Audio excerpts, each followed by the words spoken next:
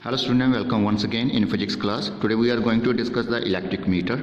The cables coming from an electric pole are first connected to an electric meter before electric power is supplied to our homes.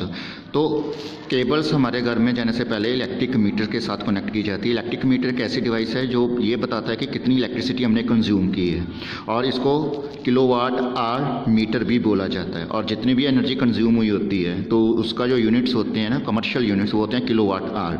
So this is the standard unit of electrical energy. और electrical metre या तो उसमें एक dial होगा या फिर ऐसे number display हो रहे होंगे जिसको हम डिजिटल एनर्जी मीटर भी बोल सकते हैं। और ये कॉन्टीन्यूसली वेरी करते हैं बिकॉज कि ये डिपेंड करता है कि हम घर में कितनी सप्लाई यूज़ कर रहे हैं। अगर ज़्यादा यूज़ कर रहे हैं तो नंबरिंग ज़्यादा शो होगी, दैट इज़ ज़्यादा किलोवाट शो होंगे। अगर हम कम यूज़ कर रहे हैं तो यहाँ पे कम किलोवाट शो होंगे। So it is continuously varying. From an electric meter, the electricity passes through the main fuse and the main switch. After that वो main fuse और then main switch पे के through pass करेगी.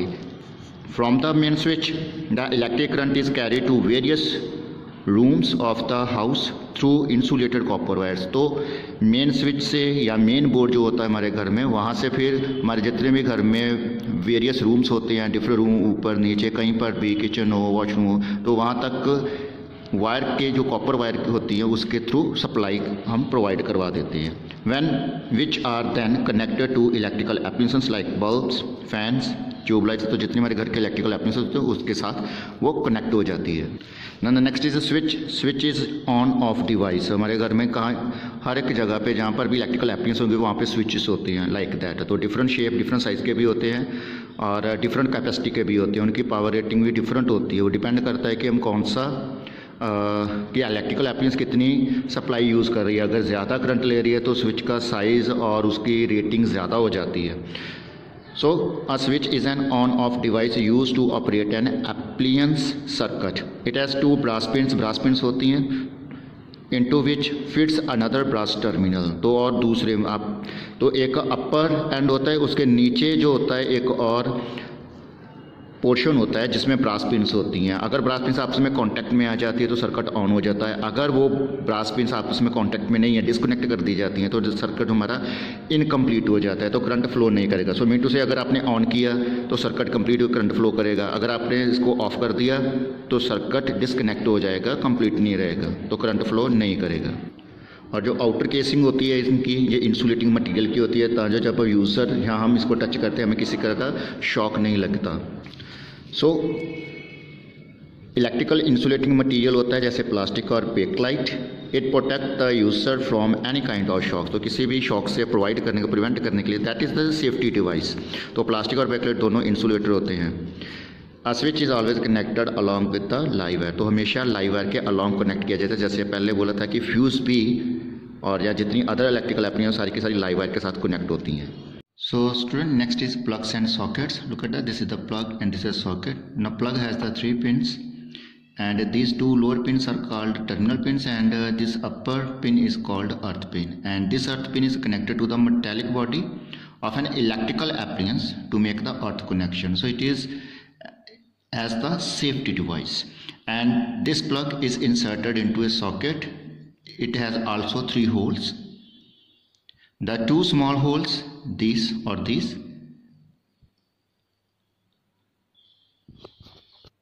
so these 2 small holes are for tapping the current, but the third hole which is bigger is earth connector. And other student की ये जो आपके पास, look at that कि यहाँ पे 3 + 3 6 पिन्स है। वो डिपेंड करता है कि हमारे जो प्लग का वो साइज़ बड़ा है या छोटा है, उसके अकॉर्डिंगली ही इसको उसमें इंसर्ट करते हैं। So next is fuse. Already we know that fuse is a safety device which limits the current in an electrical current. If the current in a circuit exceeds a specified value, the fuse wire melts and breaks the electric circuit. जैसे पता है कि हमें fuse एक safety device होती है। अगर fuse की रेटिंग किसे ज़्यादा करंट फ्लो करेगा वो डिपेंड करता है इलेक्ट्रिकल एप्लियंस पे। अगर करंट ज़्यादा फ्लो करेगा तो वो मेल्ट हो जाएगी और जो सर्किट है वो ब्रेक हो जाएगा। So it work as the safety device. जो कॉमन टाइप होती है वो, look at that, this is the common type of the fuse. तो ये जो आपको वाइट पोर्शन जो दिख रहा है, this is it is made from the insulating material and specially porcelain socket. So जो पोर्सिलेन मटेरियल होता है जिसके इसको बनाया जाता है, इधर इसको हम बोलते हैं पोर्सिलेन होल्डर बोलते हैं। तो होल्डर में क्या है कि लुक एट दैट कि ये जो वायर होती है, जो थिन वायर होती है, ये फ्यूज़ वायर का काम करती है। हम इस होल्डर को इस सॉकेट में क्या है प्लेस करते हैं, इंसर्ट करते हैं। तो ये टर्मिनल इस टर्मिनल के साथ और ये लोअर टर्मिनल इस लोअर टर्मिनल के साथ कनेक्ट हो जाता है और वायर के थ्रू कनेक्शन कंप्लीट हो जाता है। सो ये जो वायर होती है ये एक अलॉय की बनी होती है, मटेरियल जो यूज़ किया अलॉय मोस्टली लेड और टिन की बनी होती है। लेड और टिन का कम्बिनेशन होता है। इसका मेल्टिंग पॉइंट लो होता है, ऑलमोस्ट 200 डिग्री सेल्सियस पे होता है। जैसे ही अगर करंट ज़्यादा इंक्रीज़ करेगा तो ज़्यादा करंट इंक्रीज़ करने के कारण क्या होगा कि हीट प्रोड्यूस होगी, उसी हीट के कारण ये मेल्ट हो जाएगी और सर्किट ब्रेक हो जाएगा। और ये जो वायर की थिकनेस होती है वो इस चीज़ पे डिपेंड करती है करंट रेटिंग पे। अगर करंट ज़्यादा फ्लो कर रहा है तो मतलब कि करंट की वैल्यू ज़्यादा है तो उसमें जो फ्यूज़ यूज़ करा जाता है उसके अकॉर्डिंगली इसकी वायर की थिकनेस भी ज़्यादा हो जाती है, ज़्यादा यूज़ करते हैं हम। अगर करंट की वैल्यू कम है तो बहुत थिन वायर को यूज़ किया जाता है। सो next is MCB, that is miniature circuit breaker. आपने देखा कि आपके घरों में ऑलमोस्ट हर एक जगह प्लेस किए जाते हैं जहाँ पर भी इलेक्ट्रिकल बोर्ड होता है। ज़्यादातर ये आपको देखने को मिलेगा यहाँ पे मेन सप्लाई होती है। तो ये भी एक सेफ्टी डिवाइस है लेकिन उससे ज़्यादा मॉडिफाइड फॉर्म है फ्यूज़ की तरफ से। तो फ्यूज़ को तो हमें दोबारा रिपेयर करना पड़ता है, अगर वो ब्रेक हो जाए दोबारा उसको प्लेसमेंट करनी पड़ती है, रिप्लेस करना पड़ता है उस वायर को। फिर आफ्टर दैट हम इसको वर्किंग इसके साथ कर सकते हैं कि फिर करंट फ्लो करेगा जब आप इसको रिप्लेस कर दोगे, नया फ्यूज़ डालोगे। So whenever a fuse wire blows up, it needs immediate replacement. But in an MCB, we do not need to face such a problem. It is placed in series, हमेशा series में लगाता है। In the given electric circuit, if the circuit exceeds the specified value, the MCB trips, that is puts off the switch, and thus the electric supply is cut off. It can be reset after correcting the fault. जैसे switch काम करता है उसी तरह से काम करता है। अगर आप उसको ऊपर उठाएंगे तो ये क्या होगा कि ये सर्किट ऑन हो जाएगा। अगर इन केस कि करंट की वैल्यू ज़्यादा हो गई, शॉर्ट सर्किटिंग हो गई या किसी कारण करंट बहुत ज़्यादा फ्लो करेगा, then what will be happen, ये ट्रिप का मतलब है कि ये ऑफ पोजीशन में आ जाएगा, नीचे की तरफ मूव कर जाएगा, गिर जाएगा नीचे की तरफ अपने आप। तो ऐसे सर्किट ब्रेक हो जाएगा। बस हमने क्या है कि इसको दोबारा अपनी पोजीशन पे लेके आना है, ऊपर उठाना है। So circuit is okay. So there is no need to replacement just in a typical fuse. So next is earthing of appliances. Earthing of an electric circuit is specially useful for those appliances which have a metallic body. तो metallic body जिन appliances की होती है वहाँ पे ये बहुत ज़रूरी होता है। फॉर एग्जांपल इलेक्ट्रिकल आयरन है, toaster, table fan, refrigerator, desk cooler भी होगा एक्सेट्रा, तो वहाँ पे होगी। तो क्या होगा कि अगर कोई सम फॉल्ट के कारण के करंट लीक हो गया तो क्या होगा कि जो पर्सन इसको टच करेगा, ठीक है, it will get a severe shock on touching the metallic body of the appliance. तो नुकसान हो सकता है, एक्सीडेंट हो सकता है, इवन कि अगर करंट की वैल्यू ज़्यादा लीकेज हो डेथ भी हो सकती है। सो इसको अवॉइड करने के लिए, इस तरह की पॉसिबिलिटी को अवॉइड करने के लिए हम अर्थ वायर को कनेक्ट करते हैं मेटालिक बॉडी के साथ जो भी एप्लायंस होती है। The earth wire provides a conducting path for the current, as result the user does not get a severe shock. तो क्या होगा कि अगर उस वायर को अर्थ के साथ ग्राउंडिंग अच्छे से की जाएगी उस मेटालिक बॉडी उस वायर के साथ, तो क्या होगा कि जो करंट ज़्यादा लीक हो गया है तो वो सारे का सारा करंट उस वायर के थ्रू अर्थ को चला जाएगा। तो we can use earthing as a safety device.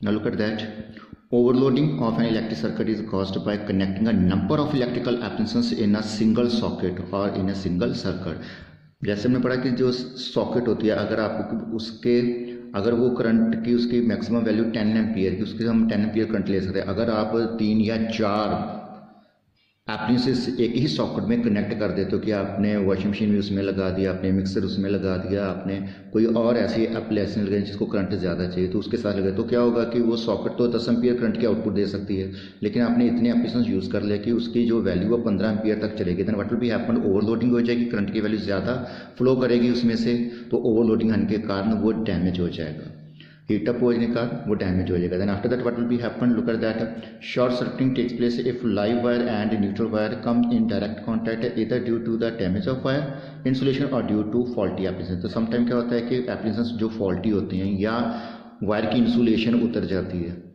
तो वो ओवरलोडिंग के कारण भी हो सकता है, क्योंकि जैसे करंट ज़्यादा फ्लो करेगा तो वो वायर से हीट अप हो जाएंगी और जो इंसुलेशन है वो उतर जाएगी, तो जो लाइव वायर है वो न्यूट्रल वायर के डायरेक्ट कांटेक्ट में आ जाएगी, तो उसको हम शॉर्ट सर्किटिंग बोलते हैं। तो उसके कारण भी एक्सीडेंट हो सकता है, तो एप्लायंसेस भी डैमेज हो सकती हैं। एंड वन थिंग मोर कि we have purchased, always we have to purchase ISI mark, जिस पे ISI मार्क होता है वही इलेक्ट्रिकल एप्लायंस लेनी चाहिए, चाहे वो इलेक्ट्रिकल वायर्स हों या स्विचेस हों, सॉकेट हो, प्लग हो, कोई भी। तो ISI का मतलब है इंडियन ब्यूरो ऑफ स्टैंडर्ड्स, तो उनकी इस तरफ से सर्टिफाइड्स होती हैं इंडियन गवर्नमेंट की तरफ से। It indicates that the electrical appliances bearing this mark stands by the standards set for the safe and efficient use of appliances। कि जो भी सेफ्टी मेजरमेंट इंडियन गवर्नमेंट की तरफ से, तो इंडियन गवर्नमेंट की तरफ से जो भी सेफ्टी डिवाइसेस को बोला जाता है सेफ्टी मेजरमेंट लेने के लिए, अगर तो उसको वो फॉलो करती है तो तब वो ISI मार्क के साथ वो हमें ऑब्जेक्ट मिलेगी, वो इलेक्ट्रिकल एप्लायंसेस मिलेगी। तो हमें ऑलवेज ISI मार्क्स की ही खरीदना चाहिए। So these are the safety devices. तो हज़ार्ड्स ऑफ इलेक्ट्रिसिटी क्या हो सकते हैं, इलेक्ट्रिसिटी के बैड इफेक्ट हम पे कब पड़ सकते हैं या कैसे हो सकते हैं। Look at that, direct contact of person with the live wire. अगर हम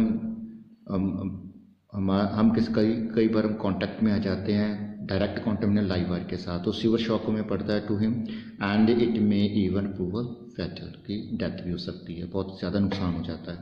defects in electrical circuit like loose joints, तो अगर इलेक्ट्रिकल सर्किट में डिफेक्ट है, जैसे कि जॉइंट्स जो कनेक्शन होते हैं अच्छे से टाइट नहीं किए गए, improper insulation of wires, defective switches हैं, सॉकेट्स हैं, प्लग्स हैं etcetera, may cause sparking and may lead to the fire. तो स्पार्किंग होगी तो फायर लग जाएगी और नुकसान हो जाएगा।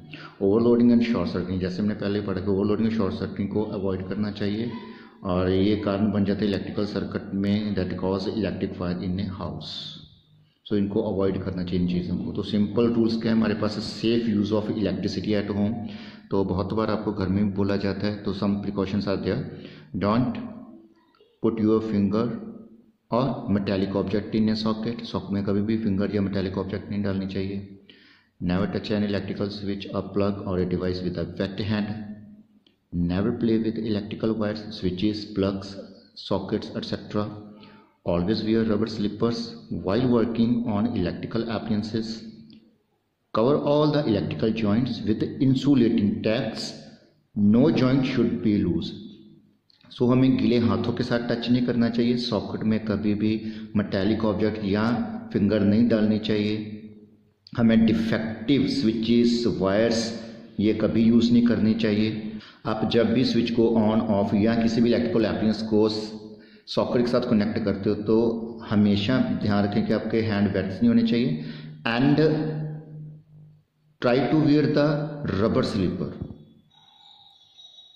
और प्रॉपर अर्थिंग हो सॉकेट्स की, मेटालिक बॉडी की, ठीक है। फ्यूज या MCB जो होते हैं वो एप्रोप्रिएट करंट रेटिंग के साथ हमें यूज़ करने चाहिए। ऐसा नहीं है कि हमने आपको इलेक्ट्रिकल एप्लायंस उसको 5 एम्पियर करंट चाहिए और हमने फ्यूज़ उसमें डाल दिया 10 एम्पियर का, तो वो तो 10 एम्पियर तक तो बिल्कुल वर्क करता रहेगा, लेकिन क्या होगा कि वो एप्लायंस बिल्कुल डैमेज हो जाएगी अगर वो 5 एम्पियर से करंट ज़्यादा है। सो एप्रोप्रिएट होनी चाहिए according to the rating of the electrical appliance.